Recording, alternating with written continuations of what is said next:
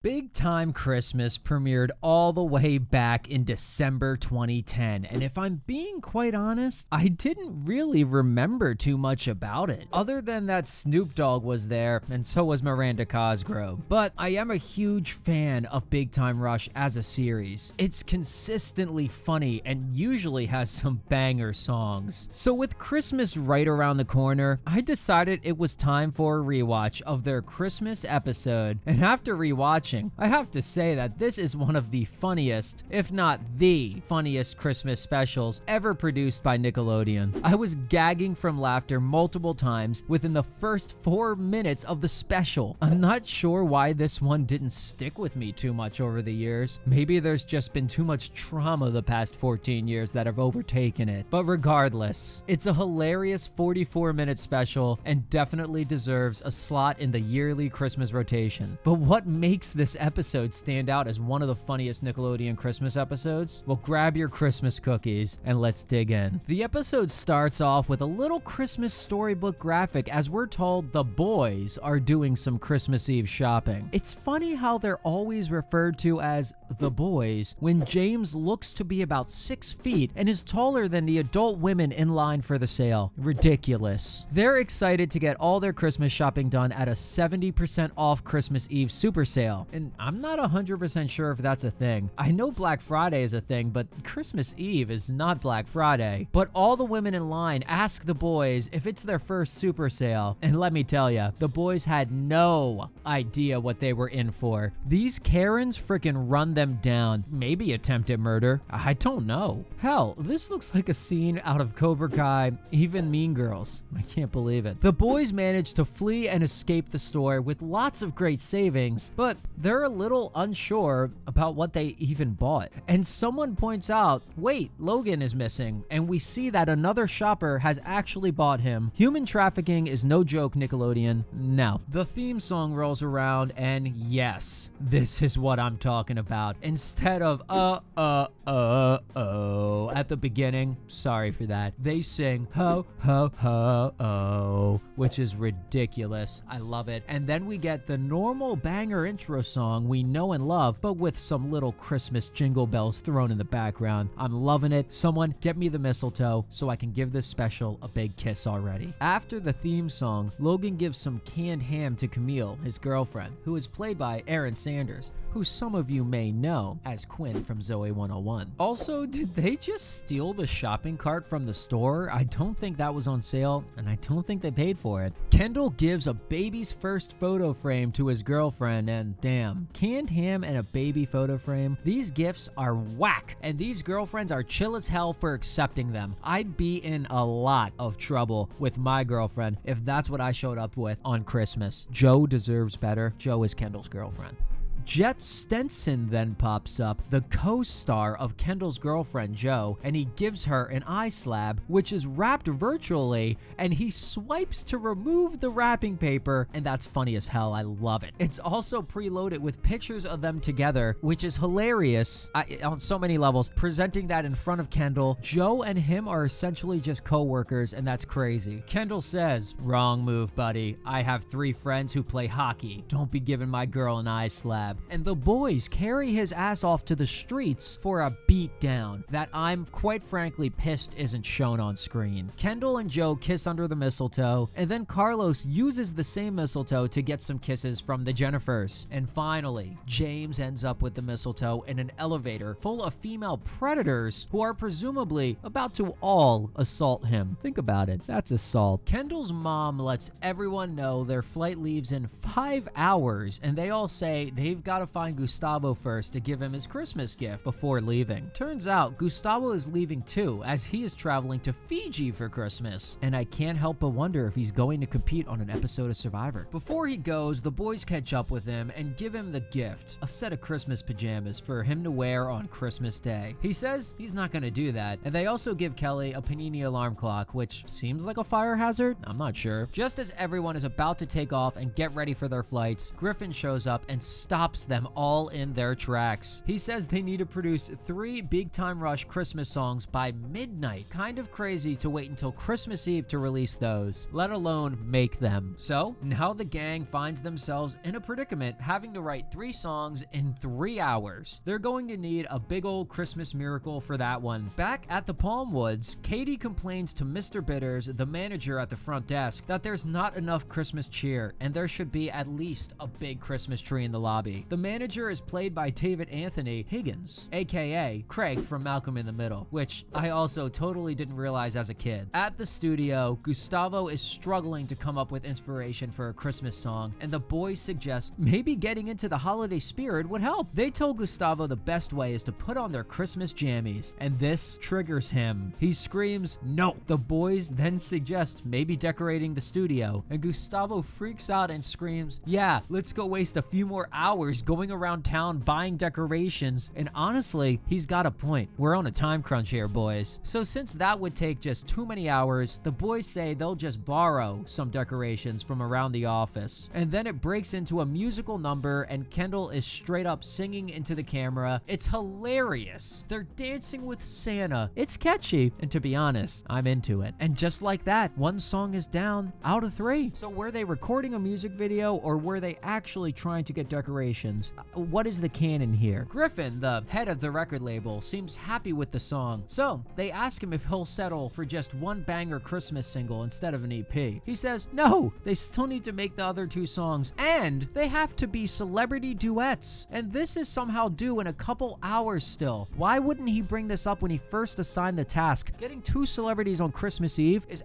what? Gustavo asks how exactly they're supposed to get celebrities to sing with Big Time Rush on Christmas Eve, to which Griffin replies, "It's easy. You just get some celebrities and sing with them." Classic. So it looks like the boys are gonna need a Christmas miracle in order to catch that flight and make it home to Minnesota. And we get a weird transition with the storybook reminding us of this. Luckily, Kelly pushes everyone's flight back 4 hours, so they have some time to hassle celebrities and look for someone to duet with. And when the TV is turned on, they see that Miranda Cosgrove is right in town doing a live Christmas special in LA featuring celebrity duets. How convenient. At the Palmwoods, Katie complains to her mom that Mr. Bitters has no holiday spirit, and her mom tells her that some people just don't like Christmas. Katie wonders how anyone could not like Christmas when she sees Mr. Bitters by himself at the pool eating lunch all alone. A tale as old as time. The gang shows up at Miranda Cosgrove's live Christmas event, but there's no entry if you're not on the list. They try getting in with Gustavo dressed up as Santa Claus and everyone else as elves, but they're promptly tossed out. They try again with a giant Christmas package they're all hiding inside of, and they're tossed out again. Then they try dressing as Germans? Suddenly, the security guy starts choking on his sandwich, and Gustavo announces it's a Christmas miracle as they all run past him. That's really freaking hilarious, and I wish they had the balls to stick with this joke and the scene just end there. But of course, they go back and save him from choking. And as a reward for saving his life, he decides to let them into the event. Back at the Palmwoods, Katie gives Mr. Bitters their Christmas tree since they can't take it with them to Minnesota, and she wants to give him some Christmas cheer. He says he doesn't want it and throws it in the trash and says she can make his Christmas better by getting on her flight and leaving. Roasted. But then once she leaves, he takes the tree out of the trash can and hums a little Christmas song to himself. Heartbreaking, I must say. Katie sees this and realizes Bitters is all alone. She finds her mom and says, "We're lucky to have each other on Christmas, aren't we?" The mom says, "Yes, sweetie, family is what it's all about on the holidays," and then tells her to go put all her clothes on so they can save money on the flight and not pay for carry-ons. Which honestly, relatable, man. We cut back to the Miranda Cosgrove Christmas special, and I just realized it's kind of interesting she's not Carly in this appearance. Like when she guest stars on Victorious, she's Carly, and they're all aware of iCarly. But here she's just Miranda. What is Miranda even famous for in this universe? Is it for playing Megan on Drake and and Josh? Is it for playing Carly on iCarly? Do the other Nickelodeon shows canonically exist in the world of Big Time Rush? What's going on here? Miranda is set to appear next with Dreamboat Fabio. And what a random guest star to be in this. I know he's been in Big Time Rush once before, but do kids even really know who he is at this point? I'm not sure. So the boys end up making a plan that if Fabio can't appear for the next segment, then they'll be able to jump in as heroes to replace him. They find some teddy bear suits to put on and sneak into Fabio's dressing room. And it's crazy how the Big Time Rush fellas have no qualms about assaulting people if they have to, and like the show does not frame it as a bad thing at all. It doesn't frame it in a bad way. They do violence constantly and get away with it. They're gonna rough some people up if they have to, and I'm sorry, that's just how it goes. They're still hockey players at heart, and I love that. So they kidnap Fabio and take him to Miranda's dressing room accidentally. She walks in and they're immediately busted, but Kendyl asks her if she believes in Christmas miracles. Cut to another weird ass storybook transition. I guess it was for every commercial break, but I don't really like them. Miranda's manager wants to call the cops on the boys for their attempted kidnapping of Fabio, but Miranda says, wait, they're pretty cute though. Girl. Fabio also vouches for the boys, saying they did give him some tasty snacks and a movie to watch for his time in captivity, which is kind of goddamn hilarious. So Miranda decides to perform with the boys and incorporate them into the sketch with Fabio, where he delivers the pizza, and I think it's a joke about pornos always starting with pizza delivery.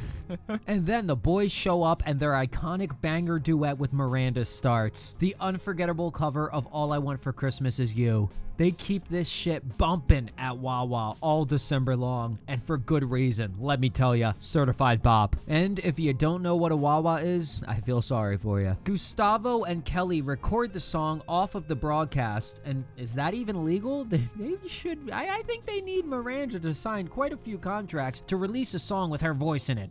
So now they officially have their audio for song 2 out of 3. Everyone celebrates. James actually hits on Miranda Cosgrove for a second, which is kind of uncomfortable to be honest. And Gustavo yells at everyone that they shouldn't be cheering at all, and they still need to somehow record one more song with another celebrity and catch their flights. Carlos suggests they all close their eyes and wish for a Christmas miracle. And just then, Gustavo gets hit by a limo. Dead.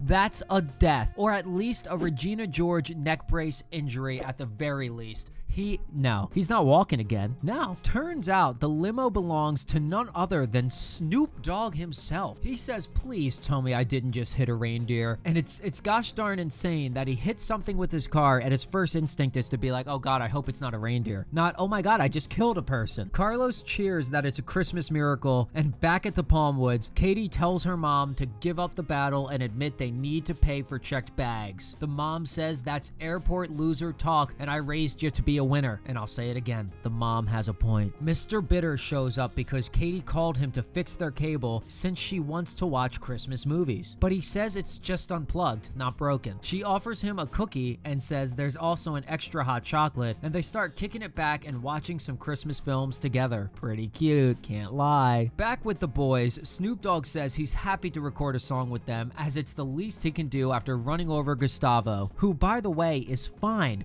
just some scratches and his arm is in a sling. That dude got slammed by a ton of heavy metal. He would be cooked, I'm telling you. Snoop Dogg also shows them a homemade scented candle holder that he made himself that he's giving to his grandmother. The boys are confused and ask where are the diamonds and emeralds, and Snoop Dogg shakes his head and says Christmas isn't about expensive gifts, it's about giving from the heart. Logan says nice, very Christmas message, and Gustavo says if only we could make a song about that. So they all start rapping with Snoop Dogg and it turns into a 12 Days of Christmas cover. They tried to use this song as their last song, but Griffin actually says Justin Bieber just released 50 Days of Christmas with 50 Cent and it's over 8 hours long and it's a masterpiece. So he rejects the song, back to the drawing board. Snoop apologizes but says he's gotta bounce and get to his grandma's house because he has to be there in 15 minutes. Snoop, you should have left already. LA traffic is cooking, man. Christmas Eve? Forget it. We then get another weird storybook transition commercial commercial break and Gustavo has a full-on tantrum and starts smashing instruments, which Kendyl auto-tunes to sound like Alvin and the Chipmunks as everyone chuckles to themselves. He literally has a chainsaw in there. Why would that be in a music studio? They only have 15 minutes and the clock is ticking, so he's wasting valuable time on this freak out, and he's the one who said we shouldn't waste time getting decorations because we're running out of time. Back at the Palmwoods, Mr. Bitters is having an existential crisis after seeing It's a Wonderful Life. He says he wonders what the Palmwoods would be like if he had never been born, as Katie starts to imagine it. And hold up, there is less than 10 minutes left in the runtime of this special, and we're doing this now. Katie imagines the Palmwoods with dance parties in the lobby, and she lets her imagination get the best of her and starts actually dancing in real life. Mr. Bitter says, "Hey, you were imagining a cooler manager who lets you have dance parties in the lobby." How did he guess all that specifically? Come on now. And he says he can't wait for her to leave the Palmwoods so he can be alone how he likes it, and he angrily storms off. And after all that hard work she put in to bond with him, he gets that angry just that quickly? Come on now. The mom says on the bright side, all the luggage is finally packed, and yeah,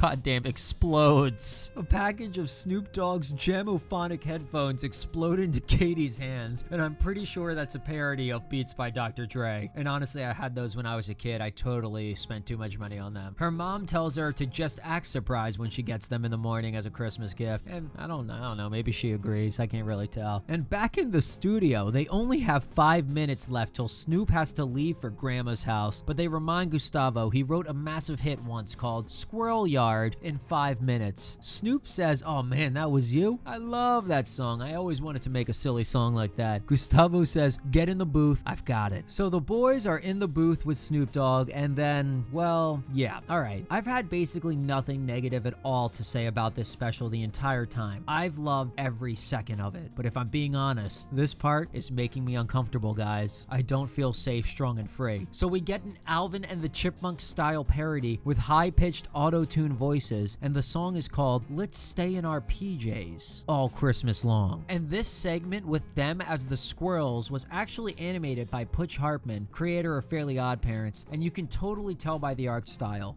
And it's unclear whether they canonically produce the animated music video in under 5 minutes, or if they actually transform into animated squirrels and just use real cameras to record it. Everyone is back as a human being again, thank God, and Griffin says he will accept the song and they're all free to go. Snoop is off to Grandma's house and everyone runs off to catch their flights. Sadly though, there is a big snowstorm and no flights are going in or out of Minnesota, so the rush was kind of for nothing anyway, as they are not able to travel home after all. Katie says, well, let's make our own Christmas miracle then. Cut to Christmas morning where Mr. Bitters wakes up and everyone is in their PJs to surprise him and spend Christmas with him. They give him the Rockstar Nutcracker and canned ham and some other junk from the beginning of the episode, and he acts like it's the best stuff ever. He's so happy. Then Katie even gives him her brand new Snoop Dogg headphones, and he is very grateful. Katie, you're better than me. Gustavo shows up and says he missed his flight to Fiji. Of course he did, and says he decided to spend Christmas with them instead. And he even brought caterers, so they all have a giant frickin' Christmas feast and a happy Christmas. Except for the caterer workers, who are stuck working a shift on Christmas for these bozos. And the storybook graphic closes, and the episode comes to an end as the credits start to roll. So overall, what did I think of Big Time Christmas? Well, it had me laughing from start to finish, just like any other episode of Big Time Rush, which is generally a very funny show. The jokes are so fast-paced and cartoon-like, with constant sound effects and bodies flying everywhere that are simply dummies. It's a riot. If you're looking for a good time and a laugh, this special is going to hit the spot. It's kind of funny the actual plot ended up being pointless, with them racing to produce 3 songs under an impossibly short time crunch, only for their flights to be canceled anyway and for Gustavo to miss his flight. But again, in a show that's so silly and cartoony, that feels kind of on brand that all the mayhem and stress would have been for nothing. So it didn't really bother me. It's about having a silly good time, and that's exactly what I did. I wasn't really on the edge of my seat about whether they'd make it home to Minnesota in time for Christmas, because who really cares? If you care, I'm sorry, alright? I also enjoy the subplot with Kendall's little sister Katie trying to give the grumpy old Mr. Bitters a Merry Christmas. It's a little cliche, sure, but I'm a sucker for those kinds of plots in Christmas specials, so I'll allow it. The songs are pretty good and catchy as always. The most memorable for me is probably their duet with Miranda Cosgrove of All I Want for Christmas Is You. I have that one on repeat every year in December. It's an absolute banger of a cover, and the scene with them in the big staircase and Miranda Cosgrove in the Christmas dress all cemented in my mind for some reason, even to this day. I don't even know why exactly, but when I think of this Christmas special, that is the scene that pops into my head. I of course love seeing Snoop Dogg too. That's dope as hell that he's in this, and the cameo from Fabio is kind of fun as well. I guess my only real critique of this special is that it feels a tiny bit like it could be any other episode of Big Time Rush, rather than feeling like a big event or a TV movie. And I think that's probably because, as I said before, the stakes are pretty low in the plot. I mean, compare this plot to something like the Drake and Josh Christmas special, where if they fail to create the best Christmas ever, they'll be going to prison. The stakes are high. It's memorable. It's dramatic. Versus here, they have to make songs fast so they don't miss their flights, but then they miss their flights anyway. Oh no. But it's fine because Merry Christmas. Again, I don't mind the plot being silly and inconsequential. It makes sense for such a lighthearted show, but it does make this Christmas special kind of blend into all the other Big Time Rush episodes, since nothing too major happens. It felt like they were really banking on the celebrity cameos in that sense to make this one feel like a special, I think. But enough of me yapping. What do you guys think of Big Time Christmas? Is this one of your childhood favorites, or do you hardly remember it? And which song is your favorite? Hell, which boy is your favorite? Let me know in the comments, and let's get in our Christmas jammies and have a merry old time discussing it together. If you made it this far, go ahead and like and subscribe since it's the season of giving. And if you have any favorite episode I haven't covered yet, let me know down in the comments and I'll get to it. All right, thanks for listening.